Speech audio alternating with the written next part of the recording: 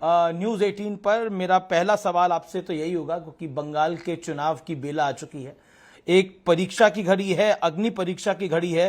क्या आपको लगता है कि इस बारी दीदी जीत का चौका लगा पाएंगी, या फिर इस बार भारतीय जनता पार्टी यानी आपकी पुरानी पार्टी मौके पर चौका मारेगी? मैं समझता हूं परीक्षा की घड़ी जरूर है, लेकिन ओपोनेंट्स के लिए है, ये ममता बनर्जी के लिए नहीं है। मैं ये सवाल इसलिए पूछ रहा हूं, पिछली बारी बीजेपी 3 से 77 तक आ गई, से 77 तक के नंबर तक पहुंच गई, तो इस बार भारतीय जनता पार्टी को लगता है कि कोलकाता जिसे कहते हैं वो अब दूर नहीं है, यानी रॉयटर्स बिल्डिंग पर भगवा लहराएगा, ऐसा उन्हें लगता है? देखिए, अपना अपना नजरिया है, अपनी अपनी सोच है। अगर भारतीय जनता पार्टी के फ्रेंड्स हमारे, और जब मैं फ्रेंड्स कहता हूं तो आपको तो पता है कि अपने बर्तनों को मैं बहुत बहुत अच्छी तरह से पहचानता हूं। जी, जी। 30 साल में रह चुका हूं भारतीय जनता पार्टी में। तो ये इस पार्टी में प्रचार ज़्यादा होता है और प्रचार का इम्पैक्ट भी कई बार ज़्यादा दिखाई पड़ता है। लेकिन इस बार जो है आपने देखा होगा कि आपने कहा कि सीटें जो हैं 3 से करीब 70 पहुंच गई। हालांकि उसमें से कई लोग लौट कर टीएमसी में आ गए, बात अलग है जी। लेकिन इतना कहता हूं कि वो भी याद रखिए आप कि अगर पार्लियामेंट्री सीट्स हमारे पास भारतीय जनता पार्टी के पास अगर 19 थी, वो घटकर 12 हो चुकी हैं, और 12 से भी अब इस बार और बहुत कम होने के आसार हैं। बीजेपी बार बार ये आरोप लगाती है कि ममता बनर्जी तुष्टीकरण करती है, यानी मुसलमानों का अपीजमेंट करती है और घोर अपीजमेंट करती है। यही कारण है, बीजेपी तो उनको कई नामों से भी बुलाती है, अब मैं वो नाम नहीं लेना चाहता, लेकिन फिर भी देखिए अपीजमेंट तो जिसको ममता बानो कहते हैं। अब ये तो अभी थोड़ी देर पहले मैंने कहा कि भारतीय जनता पार्टी के दोस्त हमारे प्रचार के लिए जाने जाते हैं और माने जाते हैं, प्रचार बहुत करते हैं, तरह तरह की बातें करते हैं। देखिए, आप देखिए, इनका ट्रोल चलता है, इनका अपना सेल है जो ये सब एंटी पब्लिसिटी की तरह बातें। लेकिन पिछले 12-13 साल में आपने देखा होगा 2014 के बाद घटनाक्रम कैसे बदला है, और भारतीय जनता पार्टी चुनाव जीतना जान गई है। जब अटल जी अडवाणी जी का युग था तो बीजेपी चुनाव जीतती कम थी, हारती ज्यादा थी। अब इस युग में जीतती ज्यादा है, हारती कम है। सही कहा आपने, लेकिन इसके साथ ये भी कहना पड़ेगा कि अभी लोगों के दिमाग में एक सवालिया निशान है कि कैसे जीतती है। मैं नहीं कह रहा हूं इस पर कुछ, अभी मैं ये कह रहा हूं कि एक सवाल खड़ा तो हो गया है। ऐसे कुछ लोगों ने जो बताया है, आपको सामने दिखाया है कैसे जीत हुई है, चाहे महाराष्ट्र में हो कि हरियाणा में हो कि बिहार में हो। तो इस तरह की जीत जब हासिल की गई है, तो बंगाल में तो डबल इंजन की सरकार नहीं है, ये वहीं ज़्यादा हुआ है जहां जहां डबल इंजन की सरकार रही है। अब बंगाल में अधिकारियों के ट्रांसफर हुए, अब उसको लेके ममता बनर्जी कह रही है कि ईसी की कार्रवाई political interference of highest order है। लेकिन पहले भी होते रहे हैं, 2014 से पहले भी हमने देखा है ऐसा होते रहे हैं, अधिकारी बदलते रहे हैं, बीजेपी रूल स्टेट में भी बदले हैं अधिकारी, इलेक्शन कमीशन नहीं बदले हैं। क्या आपको लगता नहीं है कि विपक्ष भी ज्यादा रीड करता है आज? नहीं अमीश देवगन जी, आप भी बहुत अच्छे से रीड किया आपने, और मैं आपकी तारीफ करता हूं, प्रशंसा करता हूं जिस तरह से आपने रीड किया। बात ये नहीं कि और जगह होता है या नहीं होता है, बात ये है कि इतना ज्यादा क्यों खास।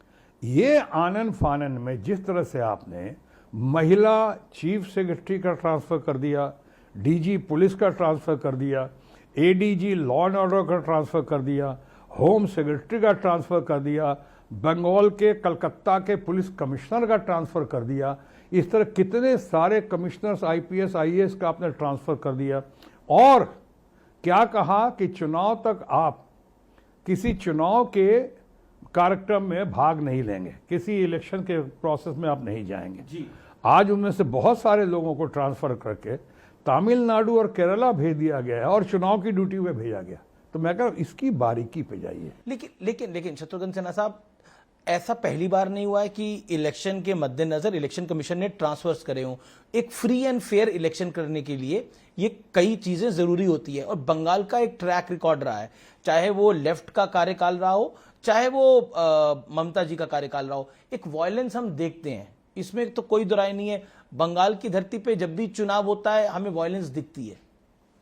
आपने ठीक कहा, कुछ हद तक ठीक कहा आपने। और मुझसे ज़्यादा वायलेंस किसने देखा होगा? आपको तो पता है कि जब भारतीय जनता पार्टी में था तो शायद पूरे भारतवर्ष में सबसे बड़ा स्टार कैंपेनर अटल बिहारी वाजपेयी जी या वीपी सिंह साहब हों या देवीलाल जी हों या आडवाणी जी हों, इनके बाद शायद चंद लोग थे जिनको सबसे बड़ा स्टार कैंपेनर का नाम ही मुझसे पड़ा है। ये जो स्टार कैंपेन की शुरुआत, ये नाम मेरे से पड़ा है, स्टार कैंपेनर। और इस तरह से मैंने कहाँ कहाँ कैंपेन नहीं किया, नागालैंड से लेके, बिहार से लेके, हैदराबाद से लेके, कहाँ नहीं किया, महाराष्ट्र होगी, तमिलनाडु, सब जगह किया। और मैंने जो वायलेंस देखा है, चाहे उत्तर प्रदेश में देखा हो उस वक्त या बिहार में देखा हो, उसकी तुलना तो की ही नहीं जा सकती है। बंगाल तो मेरी नज़रों में बिल्कुल सर्वधर्म समभाव का प्रदेश है। मैं वहाँ पे एक मिनट खत्म कर उसी बात पे आ रहा हूँ जो आपने कहा। आसनसोल में अमीश देवगन जी मेरा सबसे बहुत पसंद है मुझे, लेकिन सबसे ज़्यादा मुझे अच्छा लगा, वहाँ पे बैनर लगा था सिटी ऑफ ब्रदरहुड, भाईचारे का शहर है, यानी जहाँ पे सर्वधर्म समभाव हो, सद्भावना हो, प्रेम हो, एक दूसरे के साथ खुशहाली में रहते हैं लोग। बंगाल में भी आपने माइनॉरिटीज़ का जिक्र किया था, इतने सारे हमारे माइनॉरिटीज़ के परिवार हैं वहाँ पे। अब अगर उनका वो ख्याल रखती हैं, अगर अपने आंचल में संभाल के सबको रखती हैं, तो ये आप तुष्टीकरण कहेंगे या सही मायने में गार्डियनशिप कहेंगे। मैं इसको गार्डियनशिप कहूँगा कि अपना फ़र्ज़ बनता है सर्वधर्म समभाव, सबको मिला जुला कर रखें। एक आखिरी बात कहकर ख़त्म करता हूँ कि आपने कहा कि ये जो हर जगह होता है और इसलिए बंगाल में जो हुआ उनका अधिकार है, जो इलेक्शन कमीशन ने किया उनका अधिकार क्षेत्र है, करना ही चाहिए उनको, किया बहुत अच्छा है। लेकिन अधिकार क्षेत्र का मतलब ये तो नहीं है कि आप अपनी मनमानी करेंगे, ऐसा करेंगे कि आपका नोटिफिकेशन या नोटिस निकलेगा और उस पर हमारे भारतीय जनता पार्टी की मुहर लगी होगी। अभी आपने देखा है जो केरला में हुआ, वो कहीं भी हो सकता। यानी पर्यायवाची शब्द क्यों बन गया election commission Bharatiya Janata party का? इलेक्शन कमीशन का मतलब भारतीय जनता पार्टी, भारतीय जनता पार्टी का मतलब इलेक्शन कमीशन। तो देखिए ये आरोप है। अब ऐसा नहीं है कई राज्यों में चुनाव हारी है, बंगाल में ही चुनाव हारी भारतीय जनता पार्टी, तो इलेक्शन कमीशन खराब था क्या? छत्तीसगढ़ में चुनाव हारी 2018 में, क्या इलेक्शन कमीशन खराब था?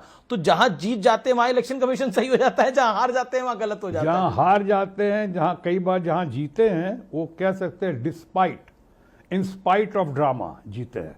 और उसके बाद बहुमत जब सामने आती, जैसे इस बार बंगाल में कुछ भी कर ले, बंगाल में ममता जी की जीत होगी क्योंकि बहुमत उनके साथ है, वहाँ की जनता, जनार्दन का आशीर्वाद है ममता बनर्जी के साथ, और इसलिए वो जीतेंगे। एक मेरा प्रश्न है, क्या वापस बीजेपी में कभी जाएंगे अगर मोदी जी बुलाएं? नहीं, मैं व्यक्तिगत तौर पे मोदी जी को मैं अपना मित्र मानता हूँ, हमारी पुरानी दोस्ती है, और मैं इसलिए आप देखते हो कि मैं हमेशा उनको बहुत रेस्पेक्ट के साथ, दोस्ती के साथ उनका जिक्र करता हूँ। मुझे व्यक्तिगत तौर पे किसी से कोई शिकायत नहीं। अब जिन लोगों ने खेल किया मेरे साथ या खेल करने की कोशिश की, उनमें कुछ लोग अब दुनिया में नहीं है, अब मुझे उनसे भी शिकायत नहीं है।